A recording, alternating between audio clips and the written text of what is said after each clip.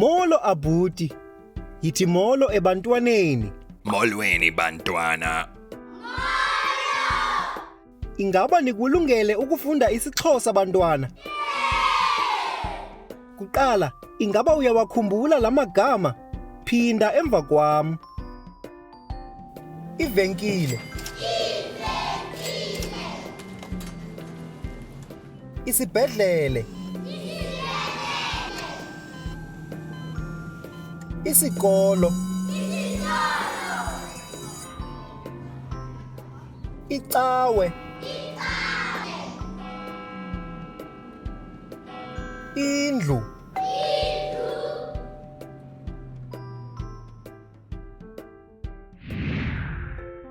Ngoku masifunde amanye amagama amatsha. Phinda emva kwam. Ibhanki. Isitalato. Ipaki. Isikhululo samapolisa. Isikhululo sikaloliwe. Isikhululo seebhasi. Ibhulorho. Isikhululo seenqwelomoya. Kulungile. Ngoku lelakho ixesha. Ungayifumana inguqulelo echanekileyo? Ingaba ngu-A, B okanye u-C?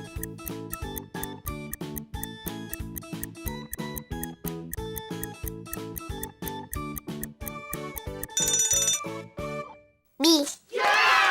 Uchanucwethe. Kuleyo na, ungayifumana inguqulelo echanekileyo? Ingaba ngu-A, B okanye u-C?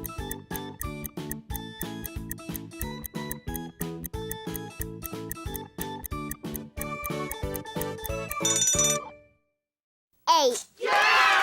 Uchanucwethe. Phambi kokuba sigqibe, lixesha lebinza losuku. Phinda emva kwam. Ibhanki isecaleni kwevenkile.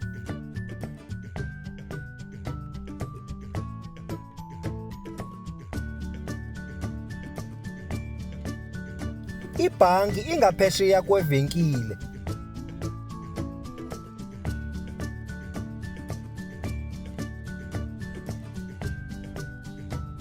Uyabona? Kulula. Lixesha lokufunda nokubhala. Ingaba ninazo incwadi zenu bantwana?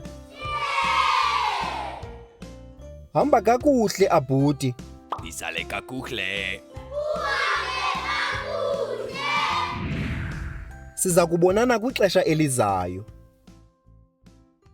You can also visit our website to see what other language learning materials we have to offer. Also, visit our YouTube channel to see what we are up to.